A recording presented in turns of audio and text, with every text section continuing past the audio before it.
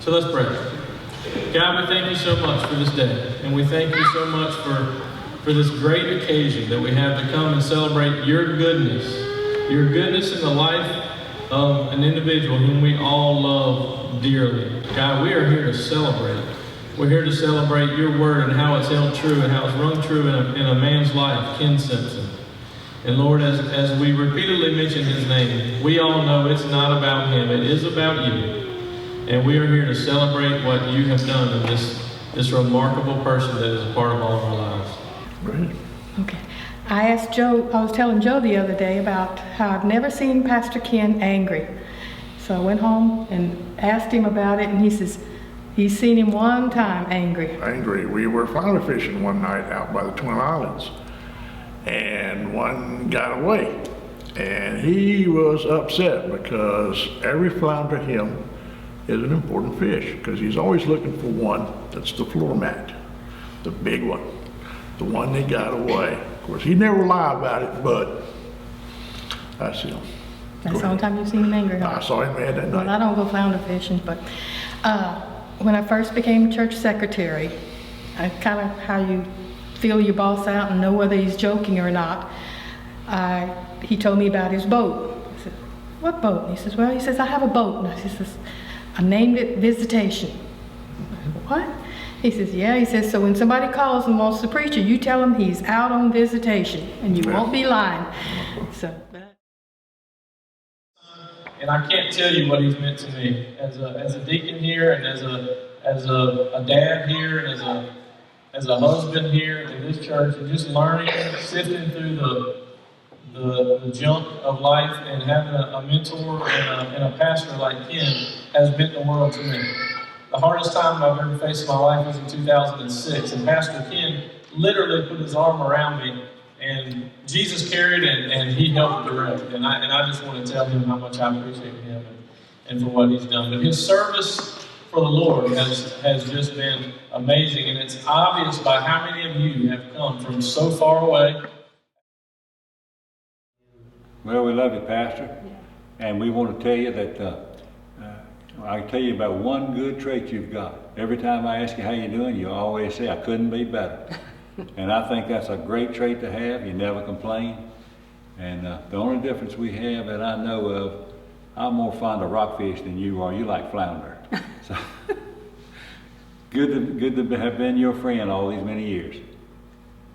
We love you, Pastor, and we love Jeannie too, because I gravitate to the female side. And we met you when you came to preach, not a trial sermon, just supply. We thank you for it. We praise the name of Jesus for bringing you in our family and our life. Thank you. Is it good? Mm-hmm. Call me when you make corn dogs.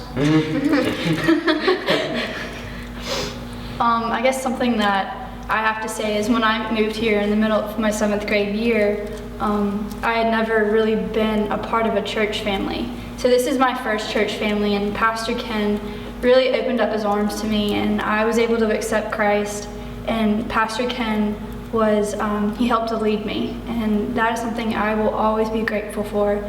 And this retirement is a big step, and I hope you have a great, relaxing time. And thank you for all that you've done through the church, and thank you for guiding us and guiding me. You say, but Pastor Ken, shouldn't we wait for better conditions? My friend, conditions don't matter. The darker the world gets, the brighter the light of Christ shines in that darkness.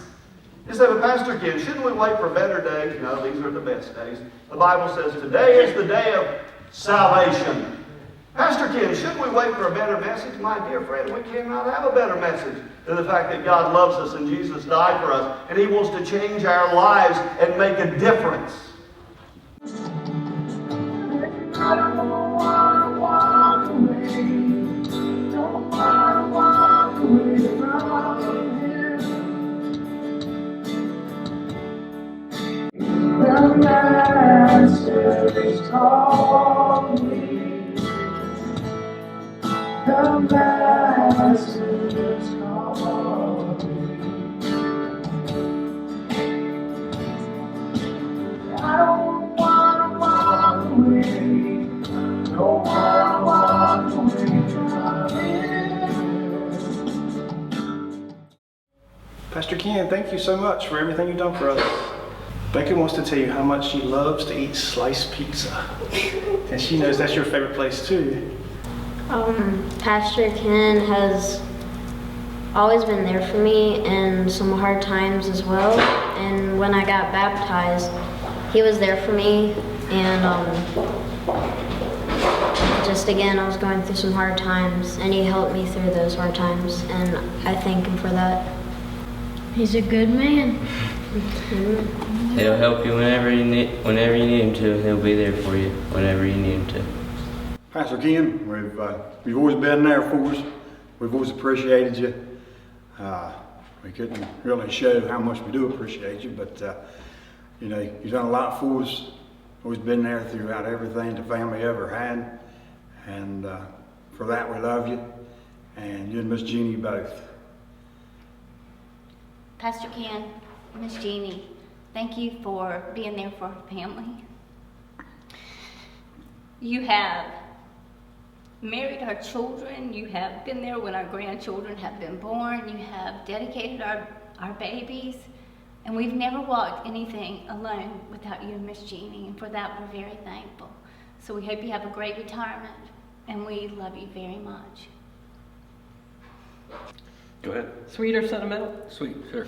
Sweet, sweet. So, Pastor Ken, we will very much miss you. This morning was really hard with the sermon and the tears, but you are going to be missed, but we know where you are, and we'll always be happy to see you again and hear your message. And I just want to say, I was walking down the road one day, and I met a man. Thank you for everything, Pastor Ken. We've really felt welcome here.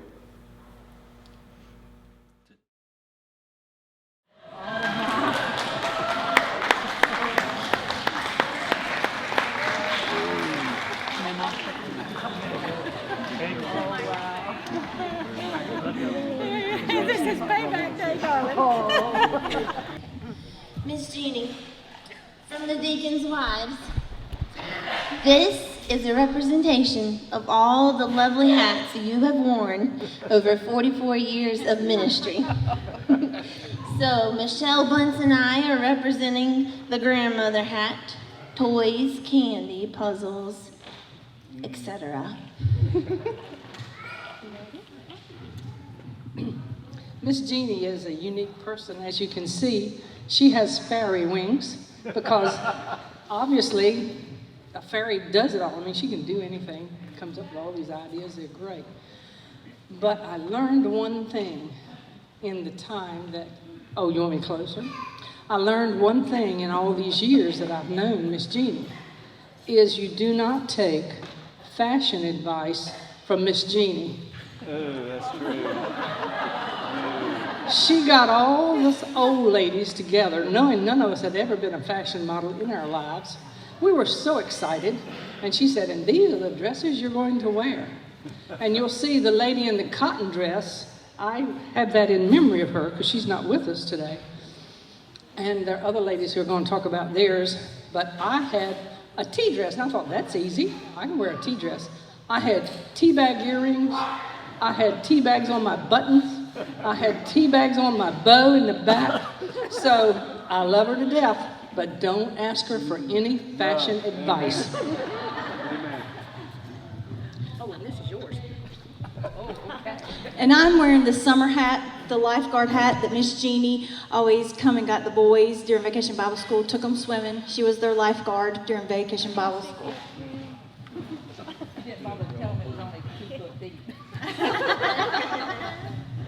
I am wearing the cleaning hat because everywhere she goes, Miss Jeannie has to make sure everything is spotless. That's right. Do I need to switch hats? You get all these hats and all these. You get to keep all these hats. So during your retirement, I'll have them all. you can. Yard sale. Oh, God.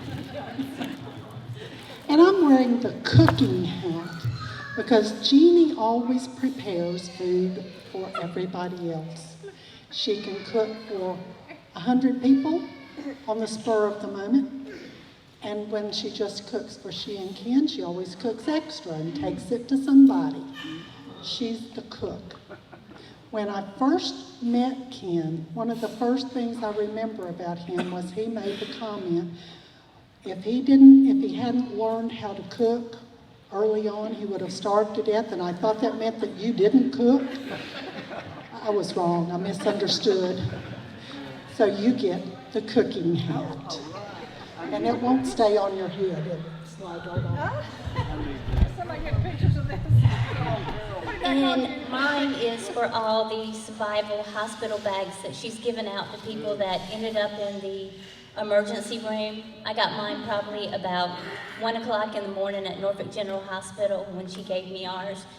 Tim said the only thing that we left out of this box, this hat, was the box of Crunch and Munch that she had that we ate for breakfast. So this really meant a lot.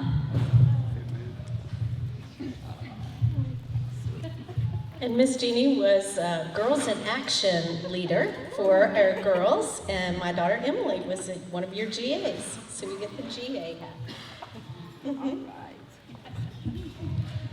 My hat is not a crown. Miss Jeannie will get her crowns when she meets the Lord.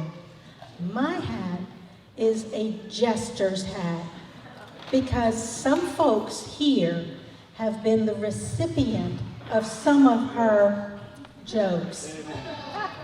Her son-in-law has shared a story about a Belize trip and a spider. He does not like spiders. He hates spiders. I'm not going to go any further, but you get the picture. And she had one of the folks from Belize, a student, pretend like he had a tarantula hidden and walked up to Lauren to scare him with it.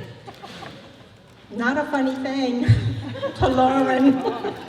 Wouldn't say for that boy outside. Also, on a mission trip with our impressionable young people, Miss Jeannie, dressed up like a homeless person, went in and laid down where the boys were sleeping and started snoring so loudly that she woke one of them up, scared him to death, and he started throwing Skittles at her. Pastor said that would, another thing on that mission trip, get back to Pastor in a second. She painted the boys' toenails with toenail polish while they were sleeping, and Pastor said that would never happen to me because I would feel it, I'd know it. Well, guess what? She painted Pastor's toenails with polish on a Saturday. He came to church on Sunday and told us that story, and then stood at the back door with no shoes or socks to prove that she did it to him. I had to alone. And a former member of the church shared a story. I don't know all the details, but his name is Flowers, Dick Flowers. And he'll tell you, do not walk away from your plate if there's a piece of chicken on it. And you'll have to ask Miss Jeannie about that story. So her hat is a jester's hat. Never lose your sense of humor, Miss Jeannie.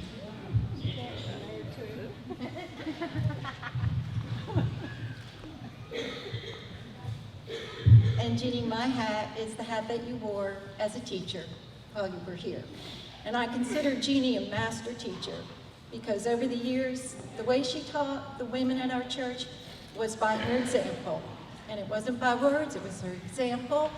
And the way that you supported Ken, the encouragement that you gave us to the church members, the women, all the time you devoted to us and the sacrifices you made, just as a teacher does. And you didn't do it for any glory of your own, but always for God's glory. We always knew that. You never took any credit for anything, but all of us here, most of the women, can pinpoint a time when you sat down and counseled us and taught us. And so I consider you a master teacher, and that is your hat.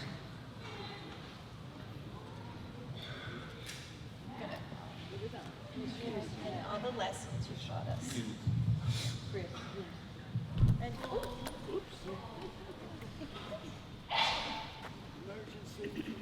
bless you. Well, Jeannie. I don't have a hat. but I've got something really special for you.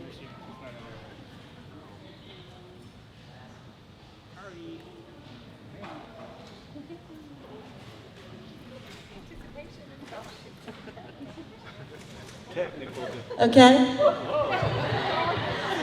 I don't have a hat for you, but I got something really special for you.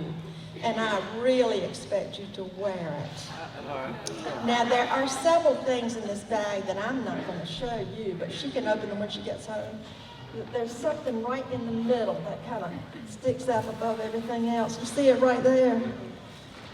I want you to pull it out and just appreciate so much what I'm giving you, because it's very valuable.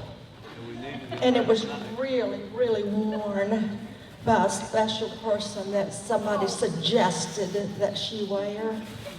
So, of course, you know you have to have a plunging a neckline when she wears it. So if you saw the pictures, you know what this is all about. I love you, and instead of a hat, I just had to do that. Thank you. Hey, Pastor, or now officially Ken. Been calling you Pastor since I was 16 years old, so now I can just call you Ken. So you've been an inspiration to us. You've been a friend. You've helped us in difficult times. You've helped a lot of people, and it's all because you were serving your master. We thank you for everything you've done. We thank you for everything you've done for us. So enjoy retirement. One day maybe I'll get a chance to see retirement too. But talk to you soon. Pastor Ken, I just want to tell you thank you for being a part of my life and helping me with my baptism and coming to Christ and then remarrying us. And I really appreciate that. And I love you and Miss Jeannie, and I want to miss you very much. Please take care. God bless. You're talking. No, both of us are going to talk. You want to talk first? No, you are. Okay. Right now. Pastor Ken kind of caught off guard here, standing in front of this camera and talking about you and to you, but we love you. You know that. You were the man that God sent here when we needed that person the most. You listened. You were a vessel. He's used you in a mighty way. You've taught me so much since you've been here. You've touched my heart. You've touched my mind. I consider you a great friend, and I will never stop calling you Pastor Ken. We love you beyond anything you can imagine. And I'm excited, and I hope you have a great, great retirement. Enjoy, you and Jeannie enjoy each other and those grandchildren, and do everything we want to do, everything you want to do, because we know you love the Lord, and this is a reward for you. Thank you for the service that you have provided for us and what you have done that has touched everyone in this church. We are looking forward to the next phase, to the next step in what God's got for this church. You started that, and we appreciate you more than you know, you and Jeannie both. What he said. We do love you so much, and you've been important to our church family and to us as individuals in all sorts of ways. Mostly, I think, just the example, your day-to-day example of how to live, showing Jesus' love to everybody. Everybody. And I appreciate you. And I'm so glad you're not leaving forever.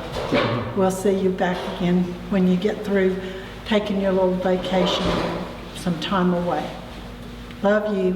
Mm-hmm. See you for homecoming, I hope. If you all wondered why Pastor Ken was so close with the Lord, now you know after seeing all the stuff Miss Jeannie put him through, you know.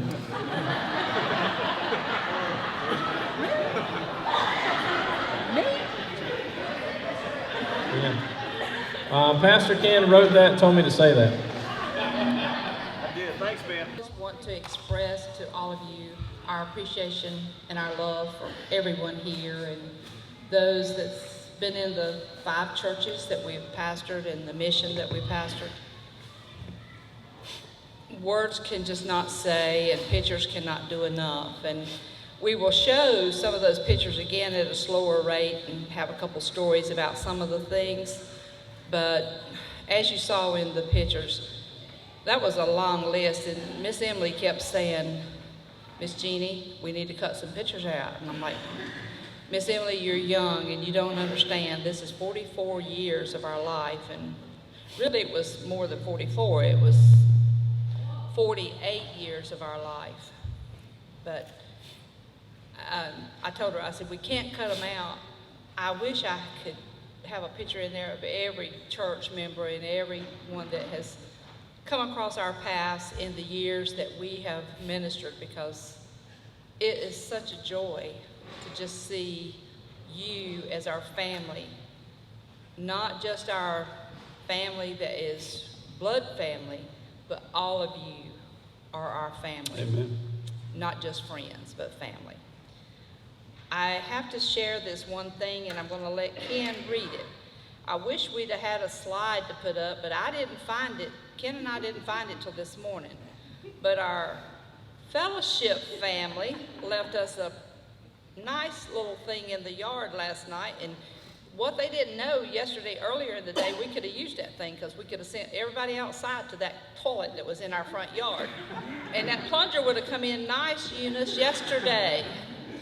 With that many in the house, you know, plumbing is going to mess up. But they left us a nice little lily and a flower pot out there. And Ken's going to get to read to you what it says.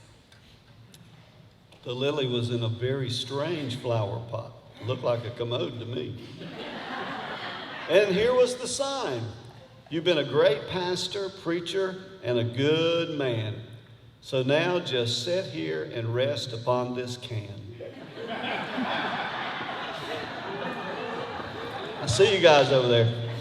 It says, congratulations on your well-deserved retirement. Love you. Fellowship Baptist Church Toilet Committee. And the problem is, when I was there, I founded that committee and I was the chairman for 3 years.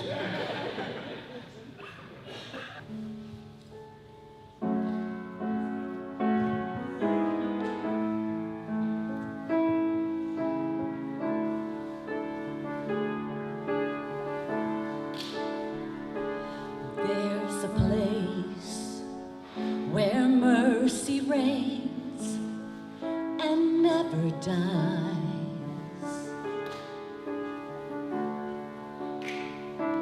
There's a place where streams of grace flow deep and wide,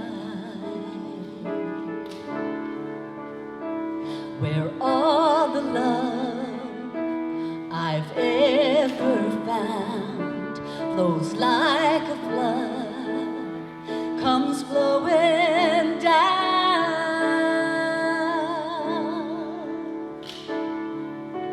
At the cross, I surrender my life. I'm in awe of you. I'm in awe of you. Where your love ran red and my sin washed white, I owe to you. I owe to you, Jesus.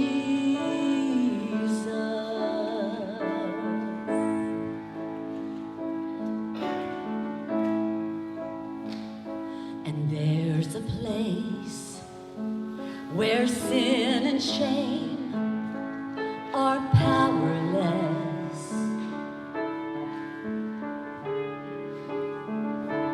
where my heart finds peace with God and forgiveness,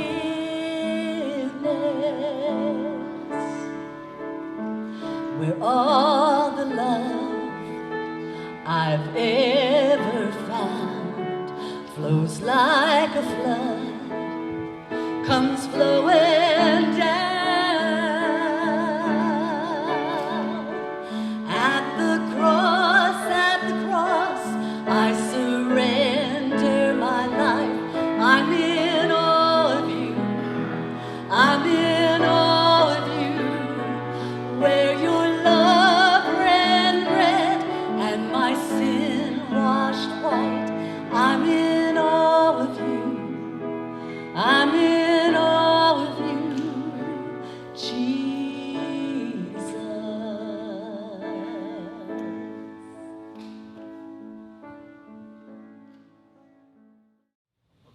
I'm just here. Whoa, it was a long time ago. It was hard to imagine how the years have passed by so quickly. But as we got married and God began to work in our lives and getting us in a local church, I was a member of one church, Jeannie was a member of another church, and we'd go to my church on a Sunday and her church the next Sunday and my church. And that wasn't working out. You just need to be in the same church. So I decided that I would bite the bullet and go to the Baptist church, and which I did. As God began to bless our family and the children were born, God spoke to my heart about ministry, and I didn't exactly know what that was all about. I didn't know anything about that. I never saw myself as a minister, pastor, preacher, anything. So when I began to deal with that, it was about a 9-month period, and God said to me, through His Spirit speaking to my heart, I've got something for you to do.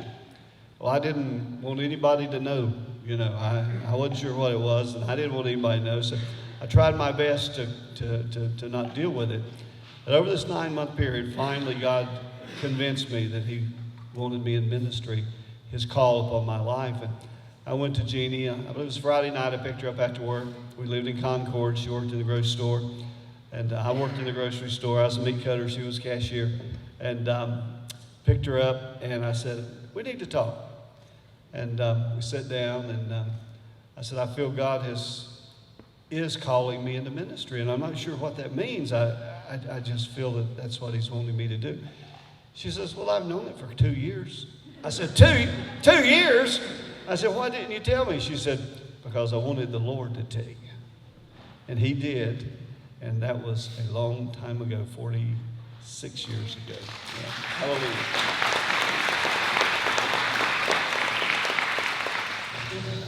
And 4 years of college, I think, Andrew, you'll really love this. The student loans at the end of 4 years of college was $1,100 at 3% interest. So that's not bad at all. So God took care of it, even though Mr. Taylor was worried about it. I wasn't too worried about it. But then there was that one day when we were moving to Gardner Webb. We had our mobile home. We lived in 2 small kids, aged 2 and 3. We had hired this company to come and hook up to our trailer and move it to Shelby. And already Ken and I, for the last 6-8 months, have been working 2 jobs each to try to pay off debts. Didn't have any extra money, and family kept telling us we were going to starve to death. That, they weren't sure about our kids being able to make it and us making it. And y'all think I look like I starved? I didn't starve. But anyway, they hooked up to our trailer, and it had rained the night before. Well, what happened? The guy got stuck. And when he got stuck, he pulled the axle from under our trailer. And then he tells us that we've got to pay for getting him towed out where he's stuck, and that we've got to find another axle to put in there. And we had a special permit to move this trailer on a certain day. Back then, and I don't know if it's changed or not, but you couldn't move a trailer at certain times and certain hours during the day. And you had to have a permit to go through all the counties to get to where you were going. So, needless to say, I kind of lost it. And I wasn't a real happy camper that day. And I was really blaming God and saying, God, if you really wanted us to go, why is all this happening? And so our pastor came over, and he was sharing with us, and he was praying with us, and he said, now I don't want you to be discouraged. Just don't get discouraged. And I'm like, well, Pastor Gales, it's going to take every bit of money we have just to pay to get this trailer moved now, and we don't even have food for the first week that we're going to be there. And he said, just don't worry about it. Just leave it in the Lord's hands. And I said, okay, between you and the Lord, I'm going to do that. I'm going to leave it in the Lord's hands. Well, lo and behold, what we didn't know was our home church on that Sunday morning had planned to give us a donation. And their donation not only paid for that trailer being moved completely, not only the towing it out of the mud, replacing that axle, getting it moved, and then provided our monthly sustenance for food, paying our bills and everything for that first month that we were there. So even though I was doubtful, and even though I had a moment of not trusting God, I've always been able to trust Him, and I need to be able to continue to do that. Now, you know, I remember, and I've recalled recently, looking back at how that was then. Sure, I saw how God worked, and I should be able to handle anything that comes my way. But as human, and as sometimes we Christians do, we look at the things down here instead of looking up to what God can do in our lives and what He has planned. And I know this retirement, sometimes I've thought about, how are we going to live? You know, how is God going to provide? And then I remember, He's provided for 44 years, so He's not going to stop now. And I haven't, you know, starved to death in 44 years. I don't think He's going to let me do that in the next ever how many years. But just to say, trusting God is one of the greatest things, and I just want to share this one little thing. Trusting God means looking beyond what we can see to what God sees.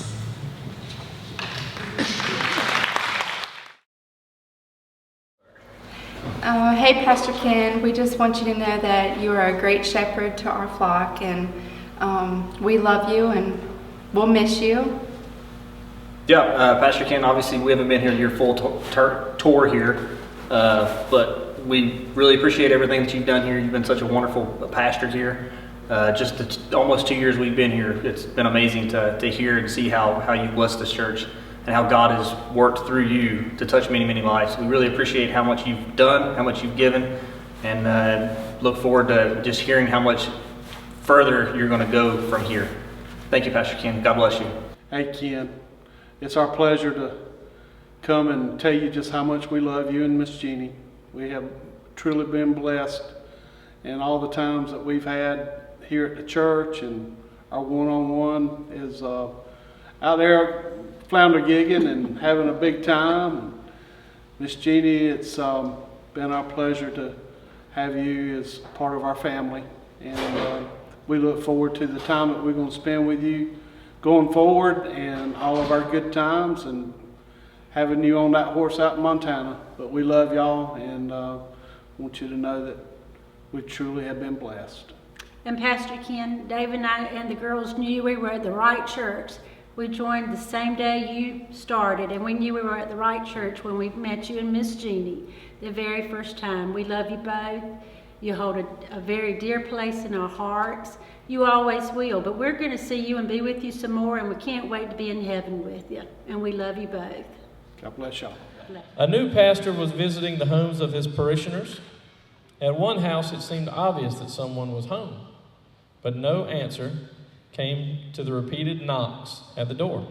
Therefore, he took out a card, and he wrote Revelation 3:20 on the back of it, and he stuck it at the door. When the offering was processed the following Sunday, he found that his card had been returned. Added to that was the message, Genesis 3:10. Reaching for his Bible to check out the citation, he broke up in laughter. Revelation 3:20, behold, I stand at the door and knock.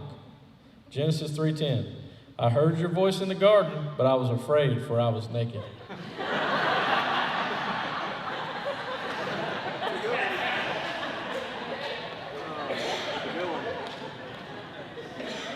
That sounds like a Pastor Ken joke, doesn't it?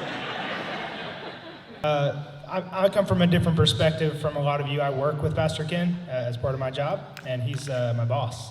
And I have to say, one thing that strikes me about Pastor Ken when I think about you is your humility. So I know that there's a big part of you that is hating all this at the moment.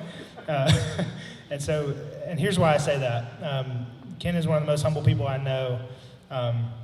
He's got 38 years more experience than I do in ministry and 40 years more in life, and he's never condescended one time to me and always treated me like an equal and like a partner and a real co-worker and co-laborer in the gospel. So I appreciate you. I've learned a lot about ministry from you. I know you've been to bat for me a lot of different times on a lot of different things, and so I'm pretty sure I'm going to miss having you around. And so we love you, Carmen and I. We love you and Jeannie. So thank you for your time here with us. Pastor Ken and Jeannie, can never thank you all enough, and Pastor Ken especially for your obedience to God's calling 11 years ago. He knew exactly the pastor we needed to heal at that time a broken church.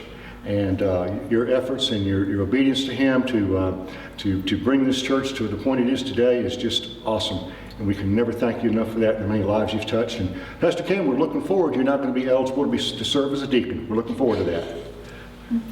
Pastor Ken and Jeannie, we, again, can't tell you from the bottom of our hearts what you've meant to us and our family over the last 11 years, how you've ministered to us and preaching the word. And I always said, Pastor Ken, you could go to a seminary and be a college professor to teach young pastors how to preach.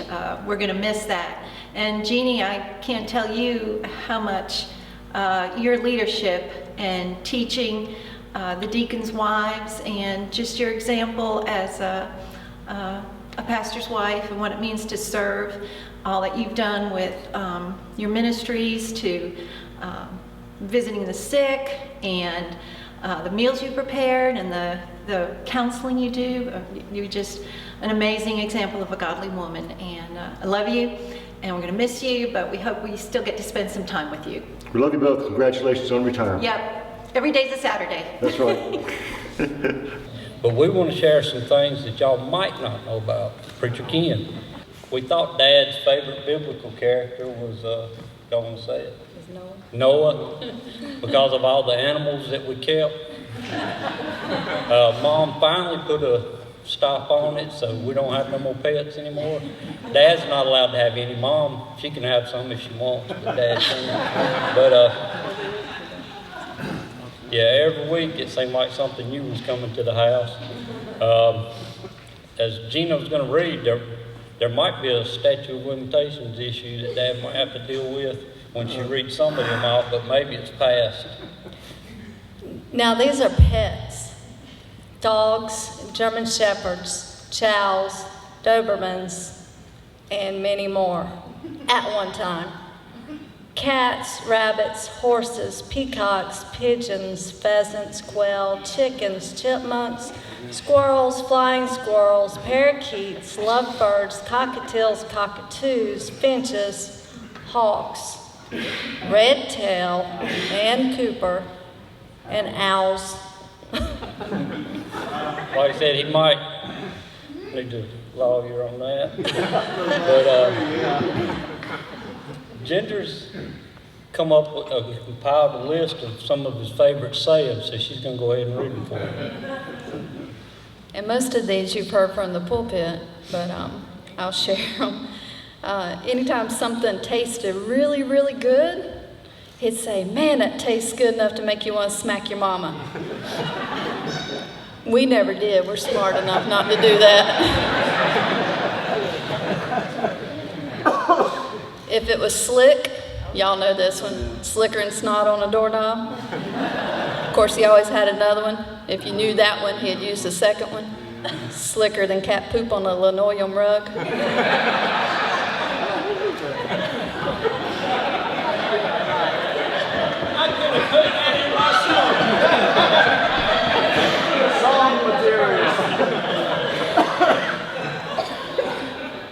And I was telling him about something I was going through. He said, "I was depressed once. It was the longest 30 seconds of my life." Now this one, when he just wants to bring a point home and just really get that point remembered in your mind, he'd say, "And folks, that's worse than sliding down a 30-foot razor blade into a barrel of alcohol."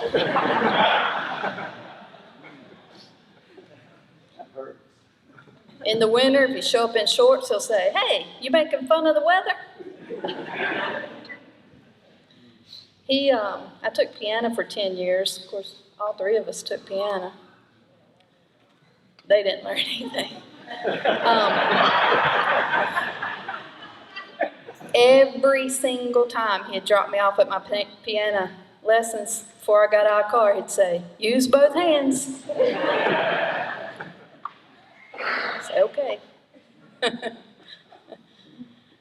If it's cold, like it is in here, they'd say it's colder than a well digger's ankle. Yeah, he said ankle. Ankle. Where's y'all's minds? They are standing in water. Oh, it's colder than a well digger's ankle. This one he said to my brother and his boys and my boys a lot of times. He'd say, "Boy, you're an accident waiting to happen." You do too. Maybe. And my sister, she's gonna kill me. If she would burp, Dad'd say, "Bring that up again and we'll vote on it." You can tell he is a pastor, always voting on something. But if I polled you guys and I said, tell me the 4 things that he's really known for, I think we'd all agree on these 4 things: his pastoring, his cooking, his painting, and his gigging. You all have been affected by one and probably at least 3 of those things. But when he told that story today in church about the mother who brought her 3 kids in and then had to talk with with her husband and said, at whatever cost, make sure they know Jesus. I can tell you, at whatever cost, our Dad has made sure that you know Jesus. I can assure you that. Thank you.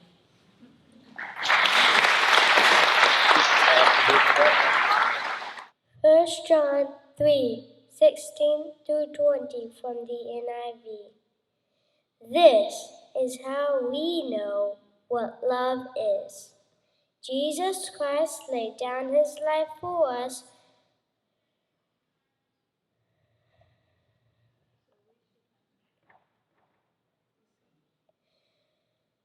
so we should lay down our lives for our brothers and sisters. If anyone has material possessions and sees a brother or sister in need, but has no pity on them, how can the love of God be in that person? Dear children, let us not love with words or speech, but in actions and in truth. This is how we know that we belong to the truth, and how we set our hearts at rest in his presence. If our hearts condemn us, we know that God is greater than our hearts, and he knows everything. 1 John 3:16-20 from the NIV. What this verse means to me is if we truly love God, we shall help others in need.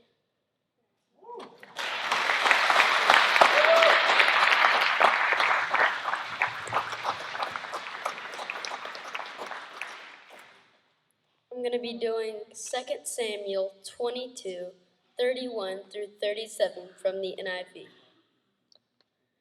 As for God, his way is perfect. The Lord's word is flawless. For he is a shield to all those who take refuge in him. For who is God besides the Lord? And who is the rock except our God? For it is he who strengthens me and keeps my way secure. He makes my feet like the feet of a deer. He causes me to stand on the heights. He trains my hands for battle. My arms can bend a bow of bronze. He makes his saving help my shield. His help has made me great. He provides a broad path for my feet, so that my ankles do not give way. 2 Samuel 22:31-37 from the NIV. What this verse means to me is that God is the provider of everything we need, and he has made me great.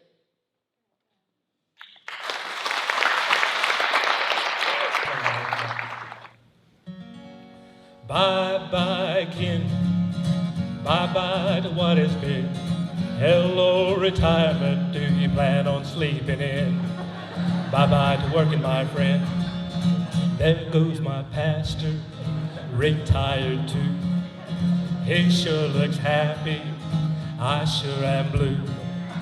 He was my pastor to the very end. Goodbye and good luck, dear Pastor Ken. Bye-bye, Ken. Come back ain't happening. Hello, fitness kit. I hope those tight shorts fit. Bye-bye, Ken. Bye-bye to what has been. Hello, retirement. Do you plan on sleeping in? Bye-bye to working, my friend. It finally happened. He says no doubt. For 44 years, he's worked things out. His youth has left him, his glimmer done, but not today. Look at him run. Bye-bye, Ken. Come back ain't happening. Hello, fishing pole, gonna find a fishing hole. Bye-bye, Ken. Bye-bye to what has been. Hello, retirement. Do you plan on sleeping in? Bye-bye to working, my friend. He's going fishing on sunny days. To spend his time, he'll find new ways. His service ended, his years well spent. His suit and shoes for sale or rent. Bye-bye, Ken. Come back ain't happening. Hello, lazy chair, his feet up in the air. Bye-bye, Ken. Bye-bye to what has been. Hello, retirement. Do you plan on sleeping in? Bye-bye to working, my friend. He's through with hauling the heavy load. He's through with counting the miles of road. And here's the reason he's been set free. He's old enough now, draw security. Bye-bye, kid. Come back ain't happening. Hello, paradise, going somewhere nice. Bye-bye, kid. Bye-bye to what has been. Hello, retirement, do you plan on sleeping in? Bye-bye to working, my friend. Bye-bye to working, my friend.